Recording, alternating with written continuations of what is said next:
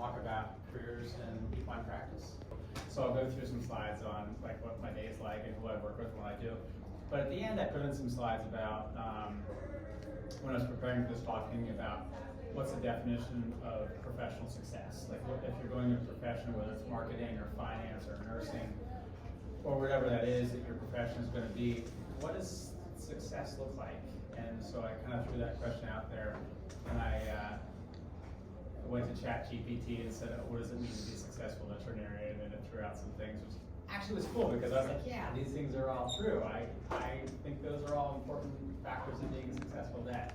So I'll put that up there. But there were some things in there that I've only recently realized that I thought mean success. So, and I want to talk a little about soft skills. Like that wasn't even a term that existed when I went to school. Do you guys know what soft skills are? Yeah, you guys talk about that a lot. It's so a technical skill would be like my ability to perform a diagnostic ultrasound, which I brought my machine with me. That would be a technical hard skill that someone might want to know if I can do that when they hire me. But a soft skill would be like time management, work ethic, communication skills, the things that might apply to all professions, just how you do your work. So soft skills. And they say that more and more employers are looking for people with those skills because they figure, and I believe this, if I could train a veterinarian how to give a vaccination or talk to someone about management of the horse, but it's hard for me to train them to work hard, train them to show up in time, train them to communicate well with people, things like that. Those are harder, I think sometimes are harder skills to manage. So, so I mentioned a little bit, we're going to talk about my career path.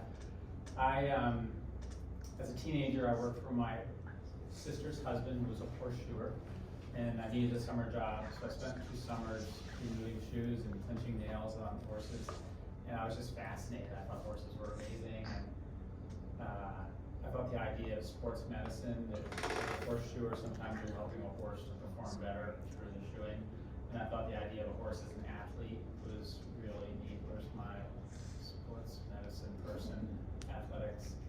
I thought that was really neat, and thought, well, maybe I'll do this in a slightly different way than being a horseshoer, be a veterinarian. So I went to vet school thinking I wanted to work with horses as a veterinarian, but focus on sports medicine and athletic horses. When I was in vet school, I got really excited during the latter half of my clinical training about internal medicine, like figuring out why a horse had a fever or what was causing pneumonia or things like that. Not really sports medicine, or just general illness. And I found that I had an aptitude for it. I had some mentors that really encouraged me that said, hey, you're good at this. Maybe you should think about this as a career option. And I mentioned that to you guys because sometimes as you go through your training, you're like, wow, I've been in this job for 6 months and I'm liking something I didn't expect that I would like. But I'm really passionate about it, and if you have that opportunity, you see something that you kind of get excited about, pursue it. Anyway, so I did some advanced training after vet school, so I did 4 years of college. I went to Villanova, so I went to a Catholic university, and then I went to the University of Pennsylvania for 4 more years for vet school, and then I decided, because I was so interested in this medicine thing, that I was going to do an internship, which was a year. And that was just large animals, but it was horses and cattle and sheep and goats. And it was all disciplines, medicine, surgery. And I did that because I wanted to do a residency in internal medicine, which I ended up doing, which was another 2 years. So I took this little career diversion. You said you don't know quite what you want to do yet. And at that time I was like, I know what I want to do, but this other thing's really exciting. So I took a little turn and I said, I'm going to do this advanced training. And I circled back and said, okay, that's really interesting, but I don't think I want to do that for the rest of my life. So I circled back to the idea of just doing sports medicine. And I mentioned that just because pursue your passion if you think there's something that's interesting, but maybe it wasn't initially what you expected. It's neat to have something that you're excited about, and that training, even though I don't use it exactly like it was intended every day, it did change my problem-solving skills and thought processes and my approach to what I do. I also took a little diversion and spent 10 years teaching in the university. So I worked at the School of Veterinary Medicine at the University of Pennsylvania for 10 years teaching vet students how to become veterinarians. And then decided that I wanted to do just private practice. And so I called some veterinarians in the area where I worked and said, are you hiring? And this one in particular that I knew I really liked, they were very ethical, hardworking, kind people. And I was like, that's the kind of place I want to be. And I called them and I said, can we get together? I'm really interested in a job. Are you hiring? And they said, no. I said, will you have breakfast with me anyway? Can we talk? And they said, sure. We like you. You're a nice person. So we sat down and had breakfast. And I said, I'm really desperate. I'll take a pay cut. I'll do whatever you want me to do. Please give me a job. And they said, sure, we'll give you a shot and see how it goes. And so I've been doing that for the last 20 years.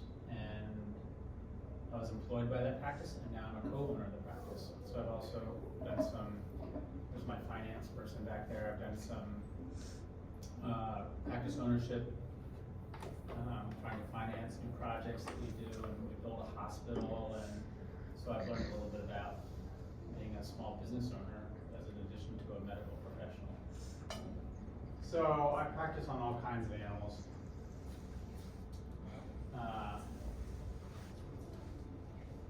Mostly horses, mostly athletic horses. This is not an athletic horse. This is a friendly donkey. This is our hospital. I just took this because all the cars are lined up there. There's 13 vets in the practice, and it's mostly inventory, so we're going from farm to farm. So my job is very mobile, very active. I'm running around all day from this farm to that farm, creating horses that have problems. And those are all the other veterinarians in their practice. There are vehicles, and Dr. Decker right there, who's a young vet, is just getting. We have a surgical facility at the hospital. We do some standing surgeries, which is kind of interesting. So rather than horse undergoing general anesthesia, they're standing sedated. And this horse had a problem with its fetlock, so they were doing this procedure with the horse still standing. We have a laboratory, a small clinical laboratory, to do some basic blood work right now. So if I see a sick horse, I can get some results within hours, which is helpful in some critically ill animals. I can let them know right away everything's okay, or no, we need to do something right away. Most of our horses are in the field, on the farm. Some horses come in. This is our recovery stall.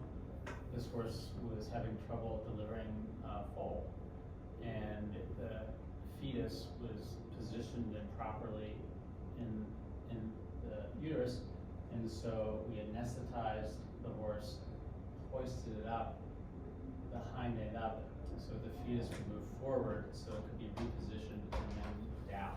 And that's not something you can do on the farm. You need both general anesthesia, which is the horse is under right now, and the hoist at the top. The hoist at the top actually likes to lift up the hind end. So anyway, it was a kind of a special thing, so we can get to that.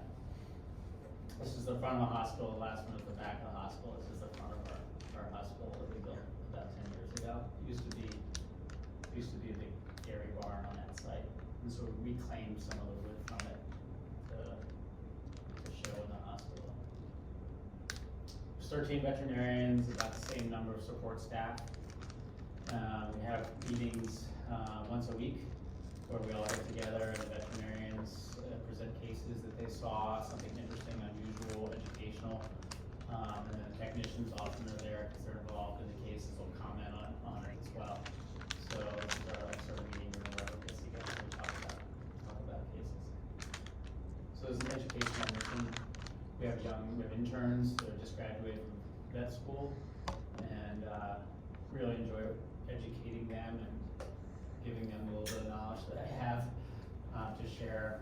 So we have an educational mission in our practice. This is another one of our young veterinarians, and she's teaching some of even younger veterinarians. And that's some radiographs of a horse's carcass. Dr. Wigan is a great veterinarian in our practice, and he is here with a veterinary student. So we have not only young veterinarians, but veterinary students that they come to spend a couple weeks with us just to get an experience of different practice. They're in school and they want some hands-on opportunities, and so this young student is getting some hands-on experience taking radiographs. It's a beautiful, the practice is located in Oxford and Chester County. It's a beautiful place to work, and today it was 45 and rainy and cold and kind of miserable out, but it's also something like it's some nice days too. And it's one of the things I like is being out and about and seeing some of the beautiful parts of our country. This is the vehicle that I travel around in. This is especially a custom-made box in the back that has all the supplies that I need. So each of these drawers has a ton of medications or surgical supplies or whatever I need to do my job.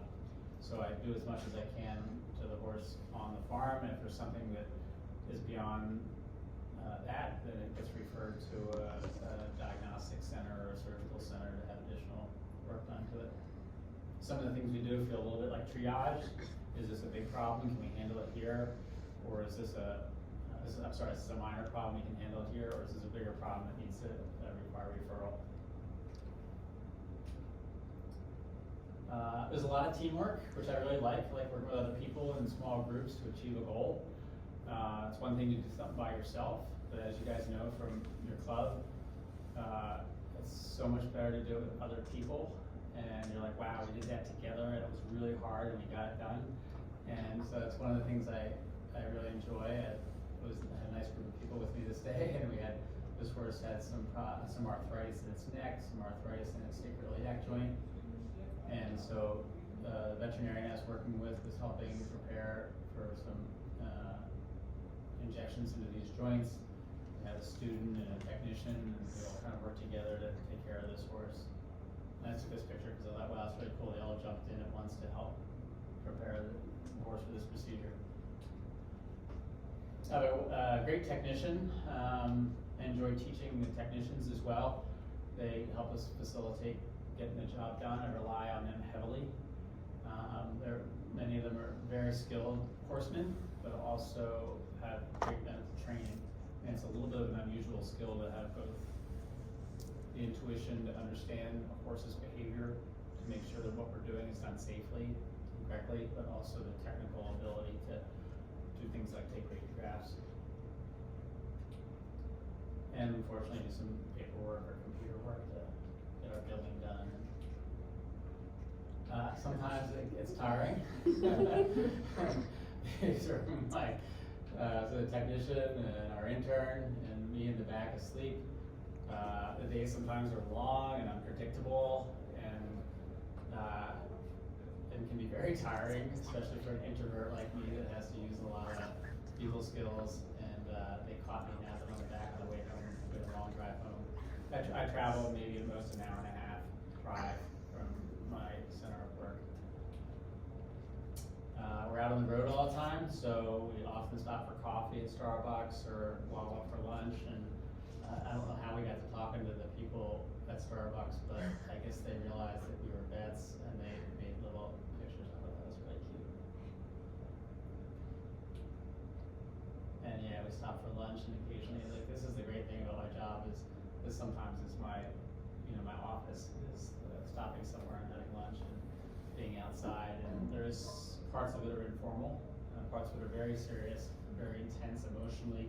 For the person that owns the horse is really sick, and that's really hard. Other parts of it are fun, sitting outside for lunch, and not that we don't work hard, but it's also nice to do this sometimes.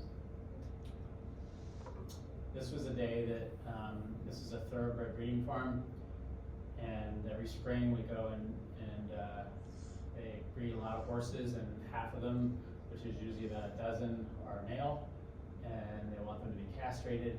So we do this as a group. We usually gather 2 or 3 veterinarians, a couple of technicians, an intern, and then a bunch of guys on the farm. And in this grassy area, we anesthetize the horse. This is getting ready to get up, it's gone now. These are anesthetized horses. We're castrated. That's our surgical field right there, right in the lawn. Sounds a little bit crazy, but can be done safely and effectively. This procedure can be done in an environment like this. But we do 12 of these surgeries in a period of about 2 hours early in the morning. And I sat with my camera, I thought this might be kind of fun. But again, a lot of group activity working together to get this done with a number of veterinarians and farm helpers. Yeah. How do you make sure it doesn't get infected, and do you suture the wound? So, infection is always a complication. Some studies have been done that showed complication rates are up to 10% when the procedure is done on the farm. Those complications include sometimes just swelling of the area. Sometimes it actually is infection. Sometimes it's just post-operative swelling. The surgery site is not closed because the environment in which it's performed is not sterile. Obviously, you're doing it in the lawn. So the surgery site is left open. Fortunately, when the horse stands up, that site is, gravity will cause fluid from the surgery site to drain out of it. And therefore, if there is any infection, the body will eliminate it and cause it to drain out. It's kind of like getting a splinter in your finger. You take the splinter out, you have some discharge, some serum, some infected stuff that comes out, everything's great. So we're not closing this surgery site and allowing it to heal on its own. And if there is infection, the body leads into that. So most of the time, that's the way it goes. Occasionally, the wound, actually, the body heals too fast. That open wound will heal too fast, trap some bacteria, and create an infection. Surprisingly, that's fairly rare. You would think it would be really common for a horse in a dirty environment, but most of the time, it goes quite well. The option, so that procedure, talking about economics, that procedure costs about $500 to $600 to have done this way. The owner has an option. We present that to them if they wanted to have it done in a sterile surgical facility like our hospital under general anesthesia with all the gowns that you saw people wearing before, and then the surgery site is closed surgically with suture and there's no chance of infection. That's going to be about $2,500 to $3,000. So we're talking 5 to 6 times as much. So most people choose, and then you say, hey, you have a 10% chance this might lead to infection, but it costs $500 to $600. Or you can spend the $3,000 and have a 1% chance.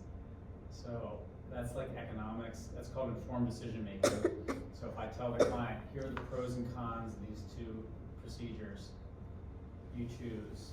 And that's in medical terminology, informed decision making. You are informed that in this direction, this castration, it's inexpensive, high risk.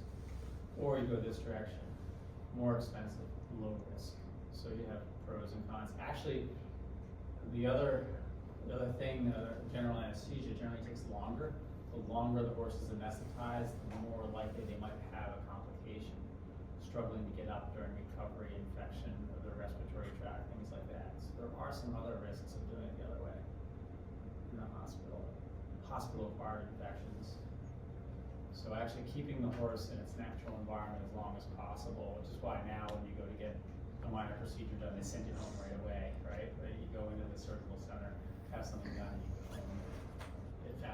People are finding human and most for veterinary medicine that staying in your natural environment as long as possible is good. There's our team. And I put this in there because of both the team, but also these are all the ones we were castrating. The farm owner and the guy that helps, and then my technician. But the snow on the ground, whew, that's not always fun, being a horse vet. There's a strong sense of community in the environment that I work in. We went to one of the veterinarians, Kim, said, hey, let's go to a baseball game.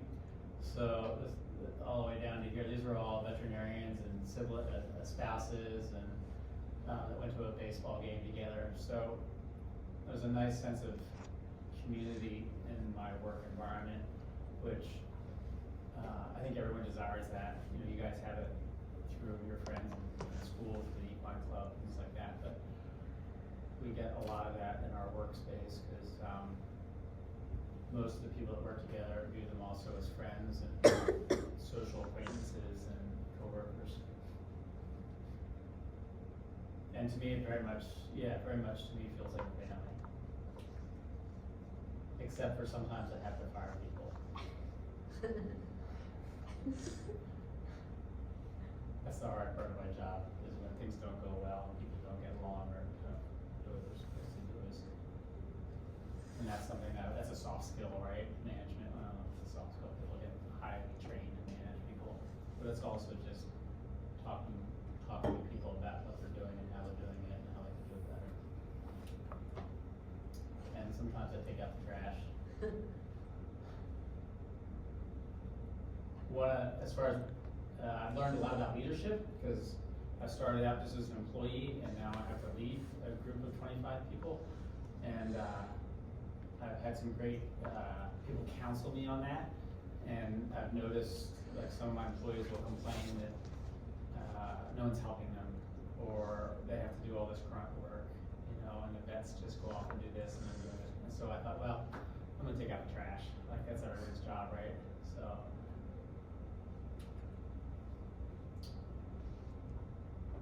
So in addition to being a veterinarian, a practice owner, also a veterinary official. So when horses compete, I go to the competition to ensure their health and safety. So this is sort of, in a sense, a little bit like I paid for it, but not very much.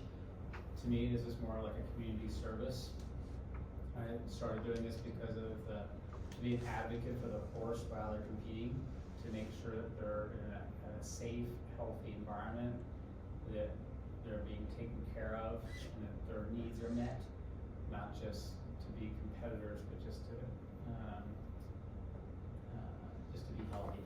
So I did some extra training at a high level for international competition to look out for their welfare. I do it because I love horses. And I get to see them in that setting. It's also rewarding for me, not only to go and supervise and make sure the horses are getting the best care while they're competing, but also for me as a vet, it gives me a different perspective. I get to see healthy horses doing their job. That's why I put this slide in. I get to see healthy horses when they're well doing their job, which helps me relate to the people who own them. Otherwise, I only see them when they're sick and injured and don't have a context for what they do.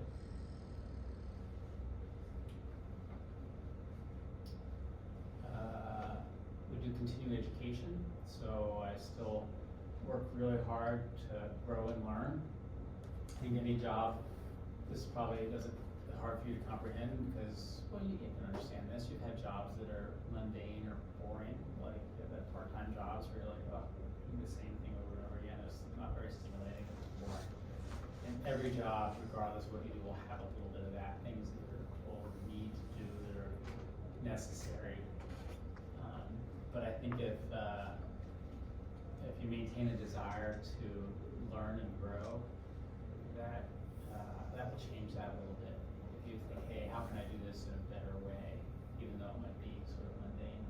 So we do a lot of continuing education. This is veterinary conferences. This is one that was totally focused on problems in the horse's neck and back.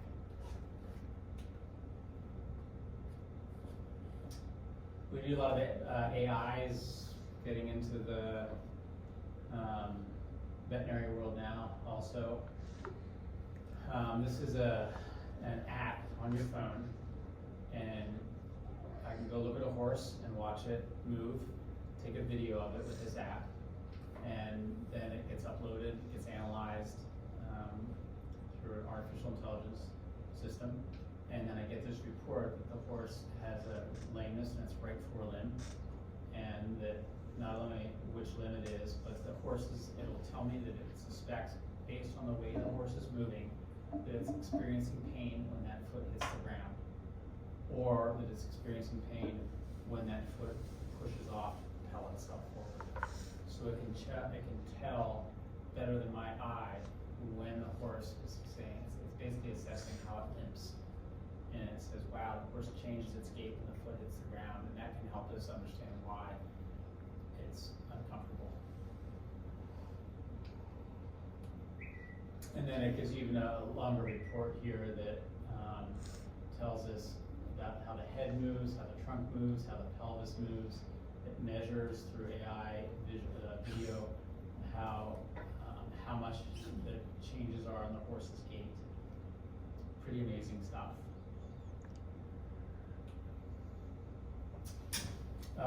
We do a lot, in my job, we do a lot of diagnostic imaging, so radiographs, the CT, and on the farm, we'll do diagnostic radiology, ultrasonography, endoscopy. This is what is this actually? Does anyone know what this is? What part of the horse? The spine. It's the spine, yeah. Do you know what part of the spine? No. It's a multiple choice test. It's head, neck, back, pelvis, neck. Yeah, this is the cervical spine. The horse's head is to the left and the tail is to the right. This is the horse's cervical spine.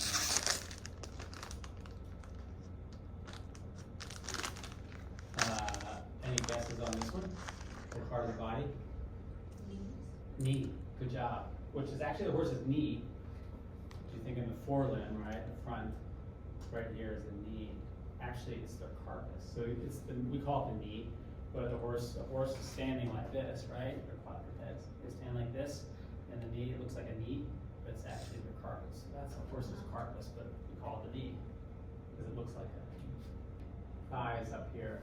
So this is actually called the horse's stifle, but the stifle is actually like our knee. So this is just like, it would be very similar if you had your radiograph of your knee taken from front to back. This is what your knee would look like. This is the femur, that's the tibia. So that's a horse's knee. We call it the stifle.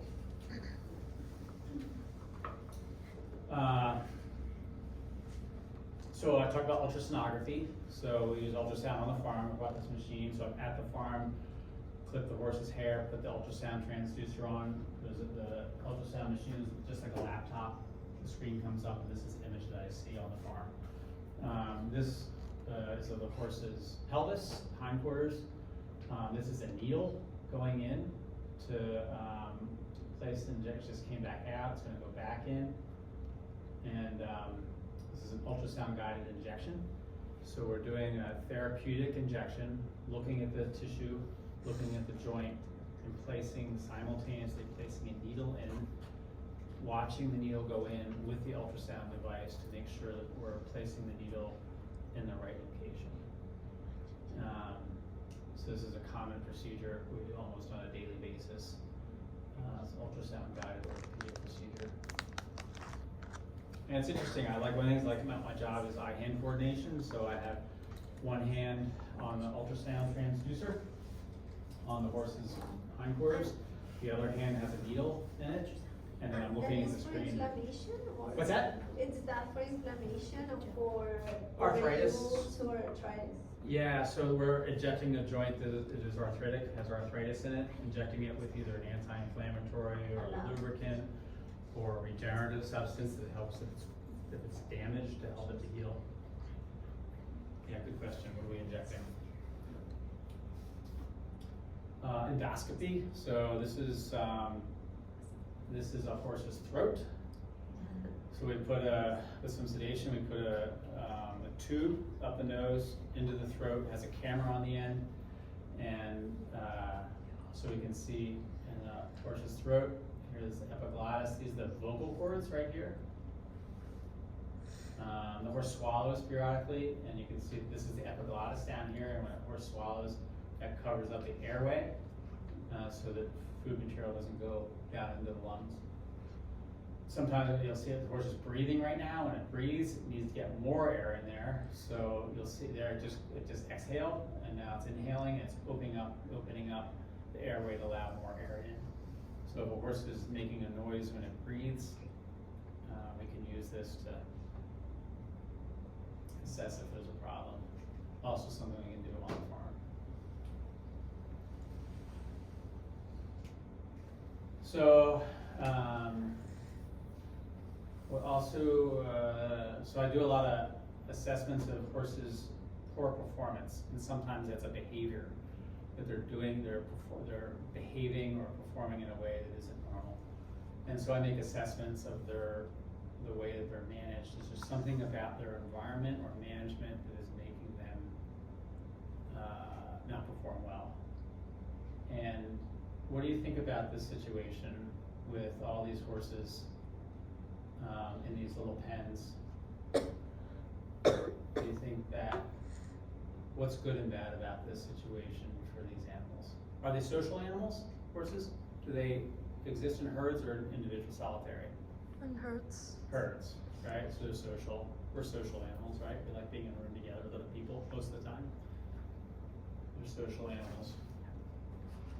So what would be good and bad about this setting for them? They can all see each other.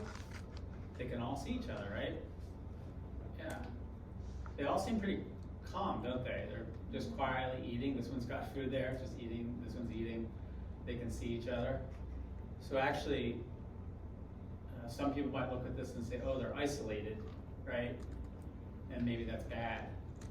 But some studies have shown that environments like this, they're generally very happy and quiet because they can see the one right next to them. So they have a sense of being in community. Even though they can't physically touch, they have a sense of being in community and have friends around and in a herd, which is the way they are in the wild. So this generally is a very healthy way to manage them. Yeah?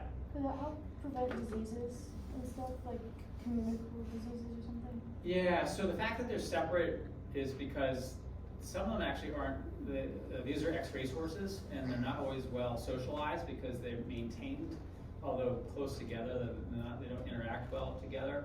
So if they're put out all together in a herd, then there's the secondary dynamic of a pecking order. Who's the boss? Who's in control? And then the fight for who's in control causes problems. So they're getting the best of both worlds. They don't have to worry about Beef. fighting with other horses, but they get a sense of being together. It's kind of like social media. You're together, but you're not together, right? You're together, you see what's going on, but you can like check out also. So for horses, like, is it really important that like they're actually able to see each other, or like if it was covered, like even if they could just like smell each other, that wouldn't be enough? That's a good question. Some of it is, I think a lot of it is visual, because I've known situations where horses are together, but visually they can't see the horse and they get a little anxious. They do want to be able to see, and I think that's how it is in the wild. They usually can physically see each other. So I think the visual thing is important. Race is also important because race is also important. I'm used to a kind of totally different type of horse, and they're very nervous and they're very like all the time Anxious and waiting for something to happen. Happen. So it also has to be with race, different type of breeds that Yes. kind of.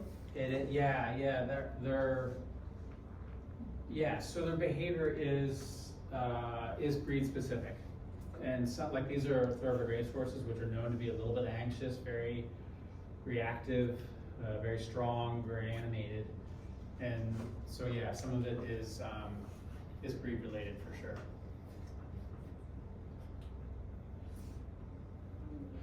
So other behavioral things that I deal with. What's wrong? What's going on with this horse? This video was sent to me, and someone's like, "This isn't normal." So this was a 13-year-old warm-blood gelding that was used for dressage, and the horse was tacked up, put on the cross ties, and was waiting for the rider to come when the groom noticed this behavior. And she videoed it and sent it to me and said, "What's going on? I'm really concerned about this horse. There's something not right." Tired. Looks tired, right? Yeah. Eyes are almost shut. Muscles are like his head's. It's like you in class, right? It's like, oh, my head's like going like this, right? This is what I'm trying to avoid today. I'm trying to bombard you with stuff to keep you awake. So yeah, it's like you in class. It's like I think I'm gonna fall asleep.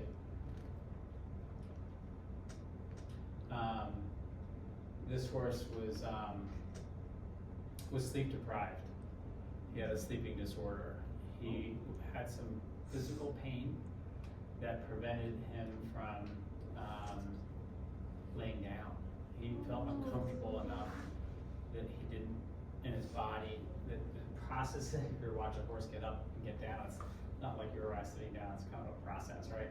So he was uncomfortable enough that it was hard for him to lay down and get back up. He says, I'm just gonna stand up all the time. And he couldn't get good quality sleep. And so that was a behavioral manifestation of a physical problem. So like people with sleep disorders, they snore, sleep apnea, they get really tired, they fall asleep in class, but it turns out that maybe that's because of a physical problem. A lot of my work is behavioral and looking at horses' behavior to detect subtle signs of pain. This horse, when performing, had its mouth open, and it's one of the many ways that they communicate pain. Sometimes their facial expression will change, ears will go back, their eyes will be wide open, their mouth are open, they'll squish their tail. There's a whole list of behavioral abnormalities that occur in horses that are in pain while they're being ridden. This is a young horse that was anxious about receiving an intramuscular injection it was a vaccination. And the horse had a bad experience, and it became very violent when someone would approach it with a needle to give a vaccine, just a simple vaccine. And so I did some behavior modification with it, is that I put my hand on the horse's neck, which is where you get the injection. And as soon as I did that, the horse started to misbehave. It would try to run away from me and buck and rear and do some abnormal behaviors. And I said, you're just gonna stand quietly, and now it stops. So when I put the hand on the neck, it said, oh my gosh, something bad's gonna happen. I'm gonna get that painful needle, and I'm gonna run away. And so I said, I'm gonna just keep my hand here regardless of what you do. And the horse quickly learned that it was not getting away from me, and that behavior that caused anxiety, me putting my hand on the neck, was not stopping in spite of their misbehavior. So the horse suddenly said, okay, I'm just running around the stall for no reason because he's got his hand on my neck. I'm gonna stop and relax. And so I did this over and over again until the horse was like, wow, I don't mind, or there's no point in me running around doing bad things because you're just gonna keep your hand on the neck. So we did some behavioral modification, and then it gets a treat. When the horse stands quietly, it gets a treat. So it learned that its misbehavior did not stop me from putting my hand on its neck. And then its good behavior, standing quietly, got a reward. So it's two behavioral modification things that I did in this scenario. And then I pinched the neck. I'm getting ready to pinch the neck, and let's see what happens.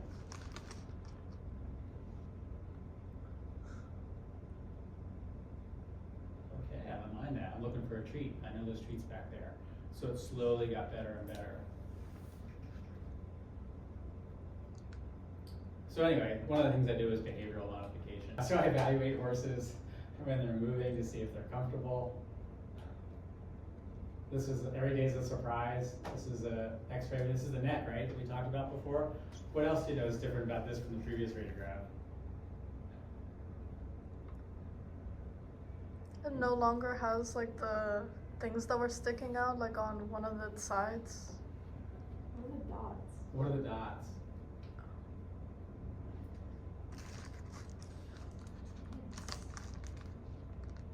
Why are these little white dots all over the radiograph?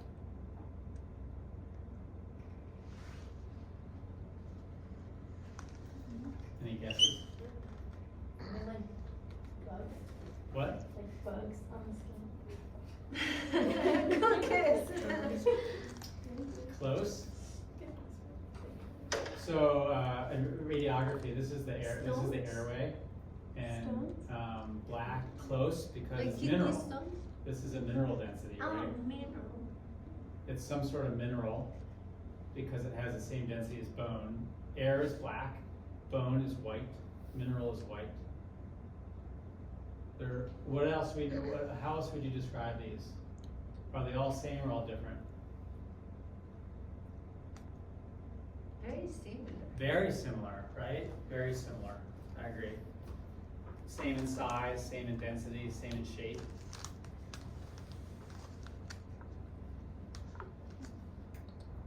When I looked at the horse, it looked normal to me. The skin looked normal. So it's underneath the skin. This horse had been shot with a shotgun years ago. And when I went to examine the horse, this was part of the diagnostic procedure. And I took this radiograph and I was like, oh my gosh, that's shotgun pellets. It had been shot. I don't know why or who or how, but those were all shotgun pellets that were embedded underneath the skin. So it's a new day every day. Oh. That's a couple months later. So Like a healing process. healing process. I do some nutritional counseling too. This is some special feed for a horse that who's overweight and having some Smart cars. smart car. Isn't that cool? It is for horses. Smart car for horses. We do preventative care, make sure these are vaccinations, make sure they don't get sick, just like we get vaccinations. Mostly equine influenza. What does this look like? This is the horse's muzzle. What are all these little things here? They are warts. Yeah, it's a papillomavirus. Really common in young horses. They usually grow out of it. They develop immunity to it. These go away.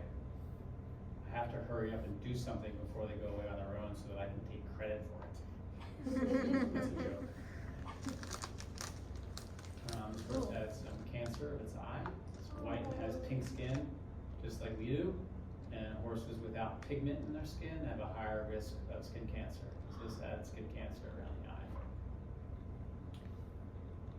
This horse had an abnormality of its tooth, so we do some dentistry. Blood work, talked about. I work with other professionals like horseshoers to help guide what they do.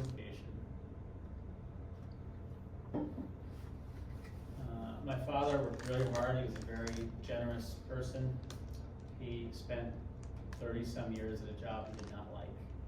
And he said to me, I hope you find something that you really like to do, that you're passionate about, that's exciting. And I did. And I sat for him, and his career wasn't like that, but I hope all of you find something that you're excited about doing, because it makes every day at work a little bit less like work. Throughout my career, these are some of the things that I've learned, is that you might see opportunities to fulfill a need that isn't being met in your professional environment. No one is doing this or no one is doing that. It needs to be done.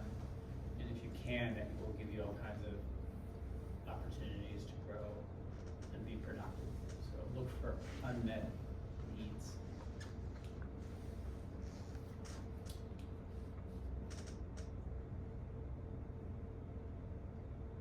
I think I talked about all this.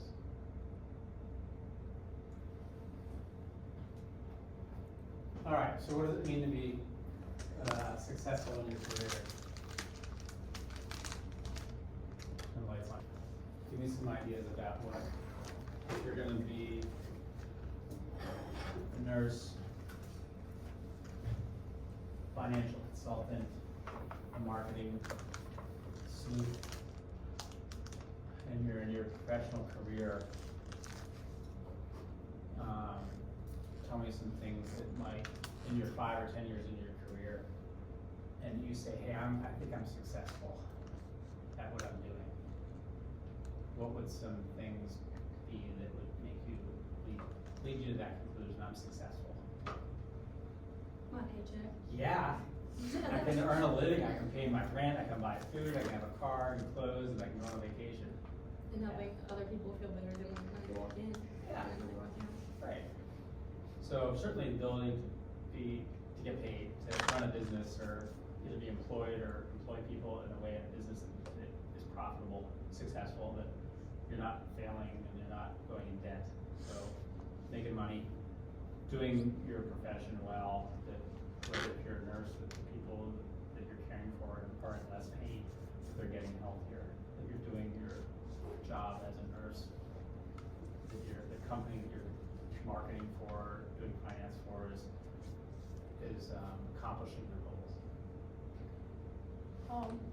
Well, I like everything a little bit different, so I would want something that like kind of keeps my adrenaline going. Like I Yeah. want something, like I want to do trauma, so I want every single case to be a little bit different. But it's So- exciting. Yeah, it's exciting. and Yeah, It's not it's boring. stimulating. I'm really looking forward to going to work today. I really enjoy this, what I'm doing. So we're making money. We're doing our job well. We're excited about our job, right? We're like, hey, this is fun. Everyone has jobs parts of their jobs they don't like, but for the most part, I'm excited about my job. I want to go to work. I want to make people better. I want to accomplish this goal. I think another important part of like career success is also like not just like about like your feelings like on your job, but also like the impact that you're making or like what you're like contributing like outside of like just yourself. Like if you have like a meaningful job where you're making a difference, like you have a purpose, like your existence like is changing things in some way for the better rather than just doing like meaningless work. I think that's also an important part. Yeah. Like I feel good when the horse is getting better. It's like, wow, I feel like I'm making a difference. This horse is healthier. Yeah. But I also like look at the owner and they're like, wow, I'm so grateful. You know, my horse is better. I'm like, wow, that makes me feel good. And then I look at the young vet with me who now has learned something about this process, and they're like, oh, I learned something today. I'm like, wow, that's cool too. So like, hey, there's other things going on here that make me feel like, hey, I'm doing. And then if I get back to the community in some way, whether it's educational or working at horse shows or whatever, that I'm improving the world around me. So just feel like I'm doing something good for the world right now is I think definitely a lot of success, or feeling like we're successful. Anything else? Did you forget anything? Oh, let's go back. Are you all gonna go to work after you graduate from college? You're probably gonna get a job. Is anyone here thinking about, I wanna do a master's, I wanna do a doctorate, I wanna be, wow. Is that a good idea? Says he sarcastically. More money. Is it a good, do you think it's a good investment? I hope so. Yeah. How do you know? I mean, I guess depending on your job afterwards, when you come out of it, I'm not sure. So you might say, hey, I'm gonna invest another, let's say, $50,000, $100,000. I don't know how much education's gonna cost for a graduate degree, but we'll say $100,000, right? Just throwing a easy number out there. But over the course of the next 5 or 10 or 20 years of your career, I'm gonna make another $500,000 because I'm practicing at this level and I'm gonna make more money. So maybe it is. Maybe not always. Maybe that thing is gonna be really expensive and it really doesn't get, it's hard to figure out. I think most of the time it's good. Not always, but most of the time. What else about it other than more money? Less work. Yeah. Less work? How so? Well, a nurse works 4 days on, 3 days off. A CRNA works twice a week, max. I Maybe like 3 the times way a you month. said 13 weeks Yeah. every year. So you can Yeah. work less and make more. I mean, work You don't less have and to be make the on same amount. call. Yeah. You can be on call. You got hours, this hour, this hour. You get to Seniority. sleep. Yeah, you don't have to do Quality of squat. life. You're like, hey, I'm really in demand. I'm super important. I have this degree, and I'm going to work these hours and this often because I have these special skills. Yeah, I'll buy that. I think it also like by like having more than one degree, furthering your education, it also allows you to have like more of like, I guess more like of a palette of like options, Yeah. like of like if you want to like switch to something else, if you want to like advance on this other thing, it gives you more optionality that way rather than you just have like the one degree and it's like you have like this like little area, but the more you expand your education, the more you expand your work field. More opportunity, Mhm. definitely. Yeah. And sometimes it provides more interesting work. You're like, hey, this other thing I was doing wasn't very exciting, and I got this advanced training, and boy, this is really interesting. I'm using these different skills, and so it's something. in nursing, you get more privileges, the more like education you have, you can do more procedures. The more you're allowed to do, Yeah. right? Definitely. Oh, so our success definition, high quality, compassionate care, so we're doing our job well. We're being ethical, we're not lying, that's kind of a given, right? We don't have to talk, we don't have to acknowledge that we're trying to do this.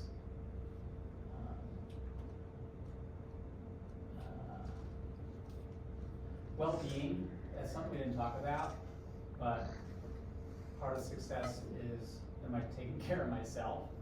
I'm doing all those other things, I'm taking care of the horse, the owner, my employees, the environment, I'm mentoring, I'm doing all these things, but am I taking care of myself? Am I healthy? Am I working too much? Am I burned out? Am I tired? Am I frustrated? So take care of yourself. That's part of success. Take care of yourself.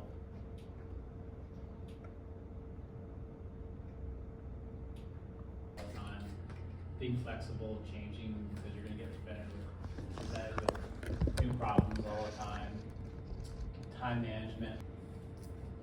It's frustrating because, anyway, leadership, creativity. It's interesting. I'm not a super creative person, but every once in a while I'll be like, hey, can we do this differently?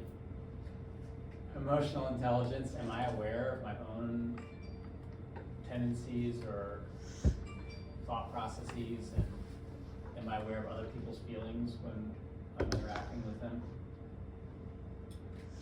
Am I listening well to what their needs are? If I can really listen well and comprehend their needs when they talk to me? Am I patient? Am I listening? Am I interrupting them? Do I work hard? Do I make good decisions?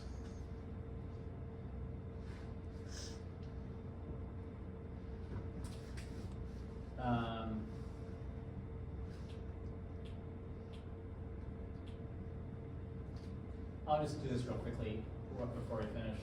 There's this thing in conflict resolution called the HEART principle, and I'm just gonna say this because I think it's great for any conflict you're in. If Lucy's really upset at me because I didn't prepare well for this talk, and afterwards she says, man, that was a flop, everyone fell asleep, and I'm really upset with you, I might start by saying, you're an ungrateful child, and go away. And that probably wouldn't be good at conflict resolution, would it? But if I said to her, wow, I'm so sorry to hear that.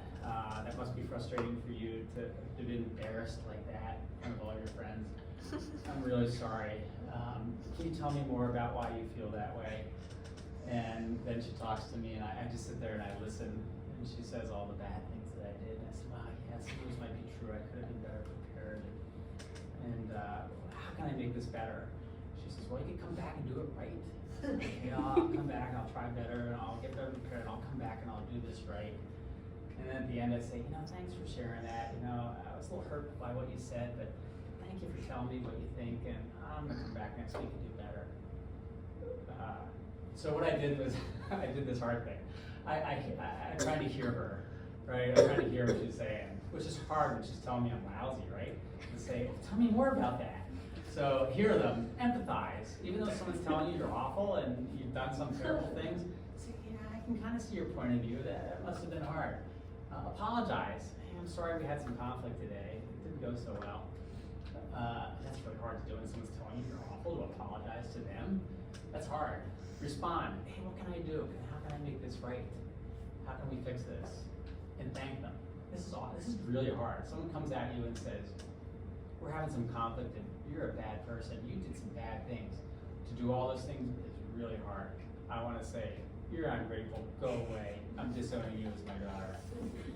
But if I do the other thing, so anyway, if you have conflict, think about this hard thing. Hear, empathize, apologize, respond, and thank.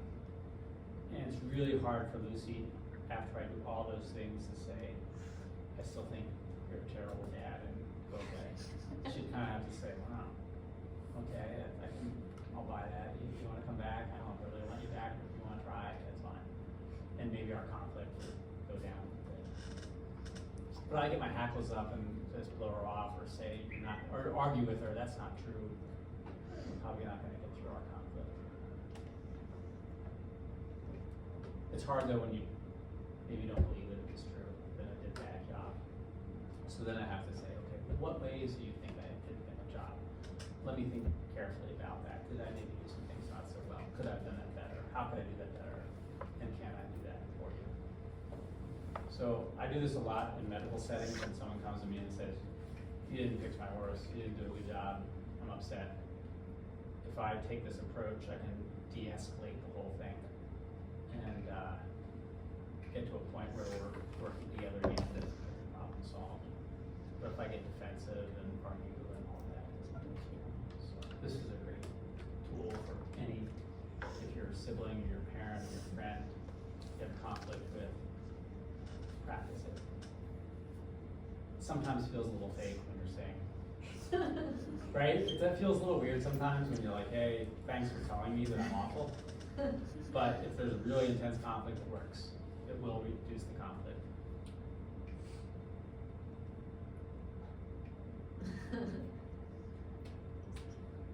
All right, go team. Questions? Yes. So I did have a couple questions. First, what would you like? What stance would you give for people who are like pre-vet, like already know they want to be a veterinarian and deciding which path to go? What would you say for why be an equestrian veterinarian instead of any other paths or specialties? One thing I didn't talk about is really understanding yourself. I'm an introvert, believe it or not. After all this talking, I'll be exhausted for the next 2 days doing all this extroverted activity. And I didn't realize that about myself when I went into my business. I thought that my profession, I thought that I would just be working with animals, but everyone's attached to a person. And so I need to really work and interact with that person, which requires some extroverted qualities, which make me tired. That's just kind of the definition of an introvert. So I'm taking your question back a step and saying, try to understand yourself as best you can about what you're good at, what makes, what gives you energy, what inspires you, what you're passionate about, and see if that fits into your career goals. And as you learn more, get experience in the field, volunteer or get a part-time job or whatever, to understand the field that you're interested in enough to say, ooh, that part's not very desirable. I want to go into nursing, but I don't like blood, and that's a problem. But maybe it'll steer you towards marketing or finance or whatever. So I guess I would just say, from your point of view, just do that. Because I can't answer that question for you. I've told you all the things I like about it. I like being outside, I like problem solving. In spite of being an introvert, I do like problem solving with people and using the skills that I've learned to do that. I like the mechanics of doing procedures with my hands and eyes. I just like making them happier. I like training people. It's really neat to see people grow in their career. There's a ton of things that I found that I like about it. Does that answer your question a little bit? Yeah, it does. And then another question I had was, how would you compare if you remember, how would you compare the lives during undergrad, before vet school, and then getting into vet school and then being in vet school? How would you compare all of those, and what advice would you give for pre-veterinarian students who are approaching that transition stage?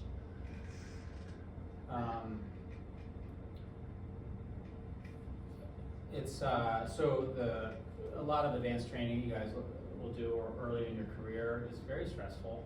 It's hard work because you're sort of having to prove yourself. You're doing something you've never done before, which is really stressful. I questioned, am I competent when I was early in my career? Am I able to do this? I questioned that. I wasn't sure.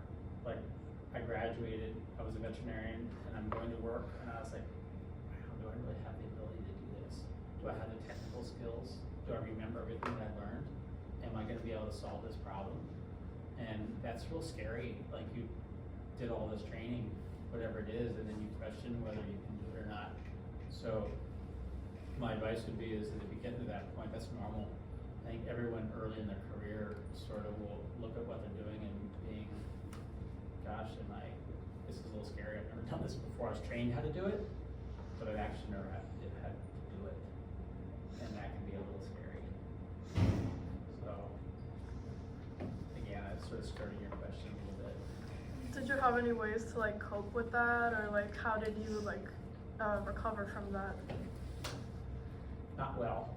I think there was like not great awareness of that. There's much greater, your generation has a much greater awareness of your own well-being, health, just knowledge that those problems exist, that there's going to be stress in the workplace, that it's going to be hard, and that you have, you maintain a better balance. I think my generation maybe wasn't always good about balance. And that you have a career, you also have a social network, and you have support. And the other thing was just asking for help, saying, yeah, I feel a little overwhelmed right now.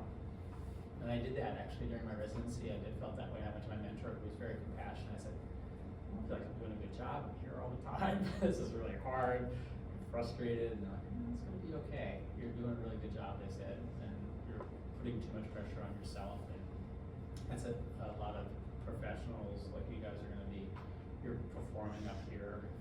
Most people aren't performing down here. And so you are all very capable and ambitious people, and you're going to have this desire to succeed, yet you're going to fail. We're all going to fail at some point. And you have to know that you're human and failure is normal. Resilience is saying, I'm going to keep trying. I'm going to do a little bit better next time. Developing resilience, that's a big thing in your culture, right? We're talking about resilience, but that we all need to develop resilience. We falter and fail and don't pass that test. We study harder, and next time we do it, we do a little bit better. Okay. Yeah. And then the last question I had, I remember that you were talking about how like at your like the hospital that you work at, you do you work like with internships with like vet students and all of that.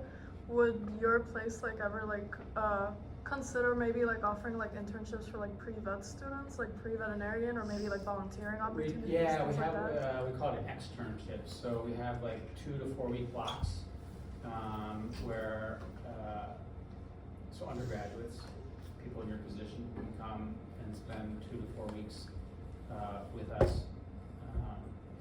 and follow a veterinarian around, usually getting as involved as you kind of want to be involved or can be involved.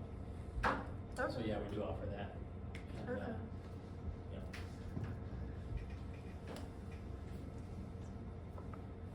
Good team. Well done. Thank you. You guys are great.